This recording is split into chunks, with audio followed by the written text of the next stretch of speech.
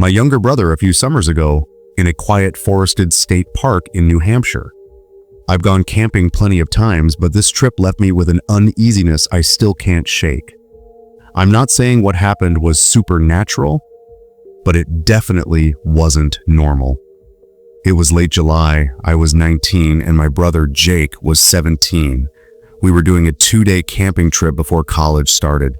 The park we picked was peaceful, remote enough that we only saw 2 or 3 other groups setting up tents, all pretty spaced out. By the time the sun was going down, our little fire was crackling, and everything just felt calm, almost too calm. Around midnight, we were lying in our sleeping bags, still awake, just talking. That's when we heard it. Footsteps, soft but clear, moving through the dried leaves just outside, even crickets. The next morning, we told ourselves it was nothing. Maybe we imagined the whispering. But when we walked to the ranger cabin to check in, we met a couple that had camped a few spots over. The woman looked pale when we described what happened. She said there was someone standing near our tent, too, around the same time. My husband saw a man standing still, just watching, not saying anything. The park ranger checked his logs. No one else was supposed to be out there last night, he said. All official camping spots were accounted for. No walk-ins, no solo permits. Then he paused. You're not the first to report weird stuff in that zone. Last year, someone saw a man watching them from the tree line. We searched for hours, never found anyone. I don't know what we heard or who was out there, but every time I think about camping again, I remember those whispers. Which one? This one. And I wonder what might have happened if we hadn't turned that light on.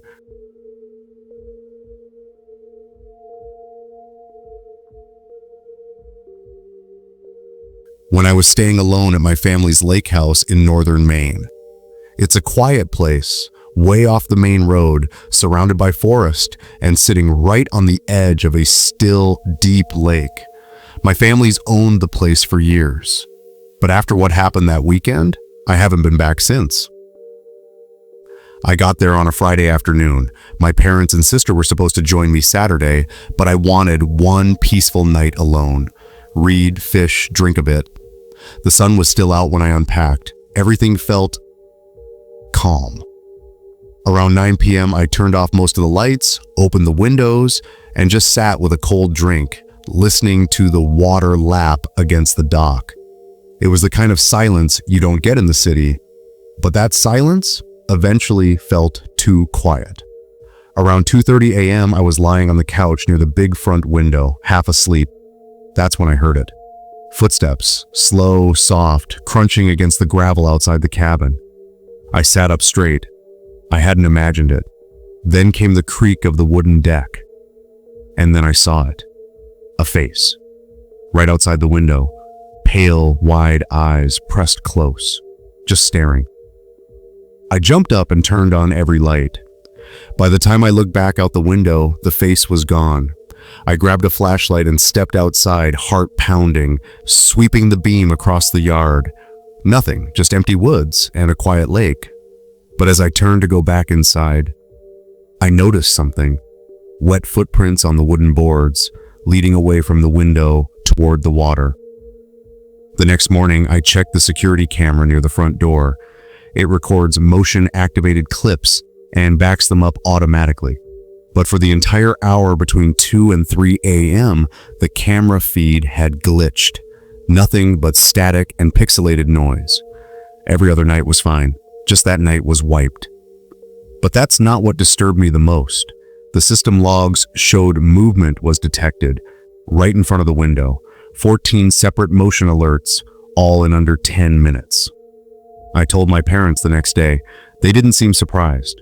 Apparently, 2 years ago, our neighbor, an old man who lived across the lake, died under strange circumstances. He'd been found by the water, barefoot, staring out across the lake with wide, glassy eyes.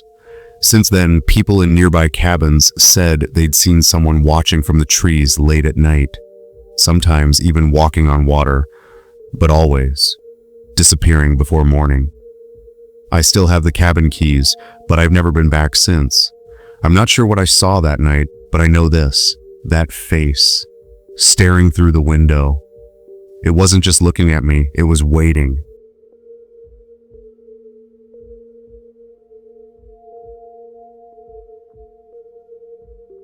Summer of 2022, me, my girlfriend Jess, and two of our friends decided to spend the day at the beach. It wasn't anything special, just a stretch of sand in a small coastal town a few hours from where we live in the Midlands. We stayed a bit late, long enough to catch the orange haze of sunset before packing up and heading back to the car. We were about 20 minutes into the drive when I noticed a white van behind us. No company logo, no visible plates. I thought nothing of it at first, just another vehicle heading home after a beach day. But the van didn't pass us, didn't slow down either. It stayed exactly 3 car lengths behind us. Every turn I took, it followed. When I slowed down to let it pass, it slowed too. Jess noticed it too. She asked, "Is that guy still behind us?" I didn't answer. I just made a quick detour, pulled off the main road into a petrol station, acting like I needed to check something. The van didn't stop. It kept driving straight past us. We laughed it off. Maybe we were just being paranoid. We got home around 9:30 p.m. As we pulled into the driveway, I remember saying, "Well, that was weird." But Jess wasn't really listening. She was staring at the end of the street. That same van, parked in the shadows under a dead street lamp. We went inside, locked up everything, double-checked the windows. Neither of us slept well. The next morning, we found our garden gate wide open. There was a small cup sitting on the porch rail, like the ones they hand out at ice cream stalls, but none of us had gotten mint chocolate chip. That's what was in the cup. We reported it to the police. They brushed it off, said maybe a prank or coincidence. But to this day, Jess swears she heard someone knock once on our back window that night. Just one knock. We've moved since, but I still check the mirrors every time I drive home from anywhere, especially in summer.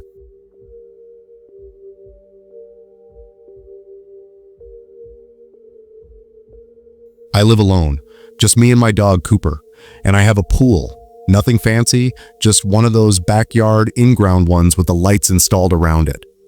Last summer, during that ridiculous heat wave, I started leaving the windows open at night. The air was thick and sticky, and honestly it felt like sleeping in a sauna if I didn't. Around 1:20 a.m., I was half asleep when I heard it. A splash. Not leaves falling in, not bugs. A real full-body splash. I sat up immediately, heart pounding. Cooper, my dog, was already awake and staring out the bedroom window. I got up, turned off my fan so I could listen better. For a few seconds, there was nothing. Then I heard the metal rattle of the pool ladder. Something or someone had just climbed in, or was still in the water. I grabbed my phone, turned on the flashlight, and walked to the back door. I didn't switch on the backyard light because, I don't know, I didn't want to let whatever it was, know I was coming. I stepped out slowly. The water was calm, no one in sight, but the ladder was still dripping. And the pool skimmer, which I always leave propped against the fence, had fallen over like someone brushed past it. I didn't sleep after that.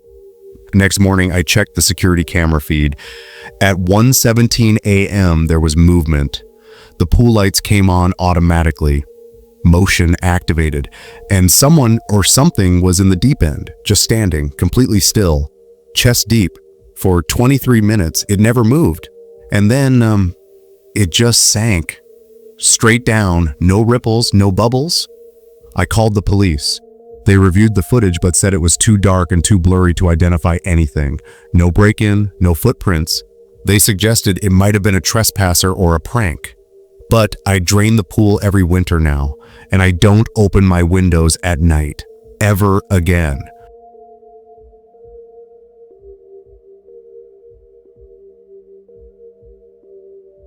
There used to be this ice cream truck that came through our neighborhood every summer. I grew up in a quiet part of town, one of those cul-de-sac neighborhoods with picket fences and hedges trimmed too perfectly. The kind of place where nothing bad really happens. Every day around 4 p.m., we'd hear the same jingly tune echoing through the streets. The driver never said much, just an old man with dark sunglasses and this perfect frozen smile. He always wore the same thing, white shirt, paper hat, but it wasn't until years later that we realized nobody else remembered him. Me and the kids on our street always got the same things: rocket pops, screwballs, sometimes those weird Mickey Mouse ones with gumball eyes. But no matter what we ordered, he never wrote anything down, never gave change, just stared and handed you the cone like he already knew. And his truck, it didn't have a company name, no license plate, just solid white, like someone had painted over whatever used to be there. One day we got curious. I must have been around 10. We decided to follow the truck after it left our street. It turned right at the roundabout, then headed toward the main road. But when we got there, it was gone. We checked both directions. Nothing. Like it just vanished. Fast forward 10 years. I was back home during uni break, helping my mom clean out the garage. We found a photo. Me and a few other kids standing near the curb with ice creams in hand. But in the background where the truck should have been, there was just a shadow. Not even a vehicle, just a weird human-shaped blur. I showed the photo to our old neighbor, Mrs. Langley. She said something I still think about. What ice cream truck? We never had one. Turns out there was a guy back in the early 90s. He used to drive an old truck, real homemade looking. Gave away free ice cream. No one knew where he got it from. One summer, 2 kids went missing, one from the estate across town, one from ours. They never found the driver, never found the truck. My street, it's quiet now. The kids don't go outside much, and sometimes, on summer afternoons, I swear I still hear that same tune playing, somewhere far away, getting closer.